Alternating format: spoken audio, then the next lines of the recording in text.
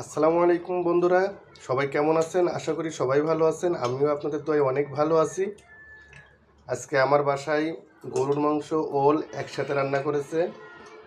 আসলে আলহামদুলিল্লাহ, দেখেন ফ্লেভারটা অনেক সুন্দর, কালারও অনেক ভালো আসছে। আশা করি খেতে অনেক ভালো লাগবে। আপনারা যারা গরুর মাংস ওল রান্না করে খাইতে জানেন না, আমাকে বলবেন, আমি অবশ্যই আপনাদের এই রেসিপিটা কিভাবে রান্না করে খেতে হয় আমি বলে দেব। আমার কাছে এই রেসিপিটা অনেক ভালো লাগে। যাদের ভালো লাগবে অবশ্যই কমেন্টে জানাবেন। আর যদি এটা রান্না ভালো হয় অবশ্যই আপনাদের সাপোর্ট থাকবে আমার। আপনারা বলবেন কমেন্টে যে আসলে কালারটা কেমন হয়েছে, খেতে অনেক ভালো লাগবে।